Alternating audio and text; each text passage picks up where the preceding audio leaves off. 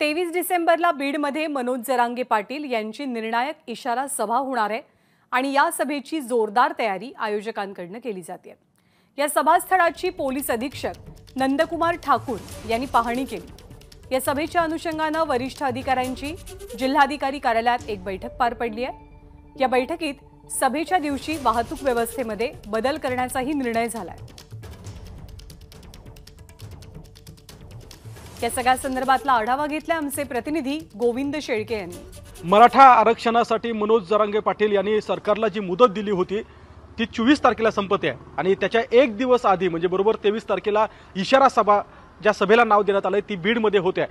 बीड शहरालगत असलेल्या बीड बायपासवरती ही सभा होते आहे। स्वाभाविक आहे की धुळे सोलापूर नॅशनल हायवेच्या रस्त्यालगत ही सभा असल्यामुळे प्रशासनाकडून बंदोबस्तासोबतच वाहतुकी संदर्भात आढावा घेण्यात आला आणि यामध्ये काही वाहतुकीचे बदल करण्यात आलेत।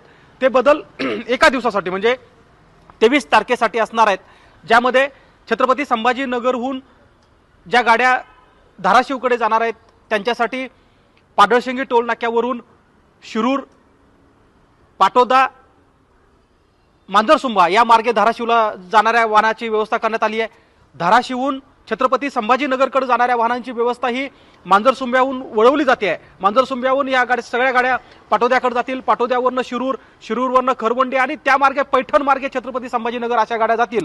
त्यामुळे ही सगळी वाहतूक व्यवस्था मध्ये जो काही बदल करण्यात आलाय तो केवळ एका दिवसासाठी असणार आहे। त्यामुळे 23 तारखेला सभेदरम्यान किती वाजता हा रस्ता बंद होणार आहे आणि त्यानंतर किती वाजता वाहतुकीसाठी खुला होणार आहे हे आज ज्यावेळी औरंगाबाद परिक्षेत्राचे आयजी हे या घटनास्थळी भेट देतील, बंदोबस्तासंदर्भात पाहणी करतील, त्यानंतर ठरणार आहे। मात्र मनोज जरांगे पाटील यांच्या या सभेच्या एकूण सगळ्या व्यवस्थेवरती बंदोबस्तासंदर्भामध्ये प्रशासन बैठका घेत आहे आणि यामध्ये आता वाहतुकीच्या संदर्भामध्ये निर्णय घेण्यात आला आहे।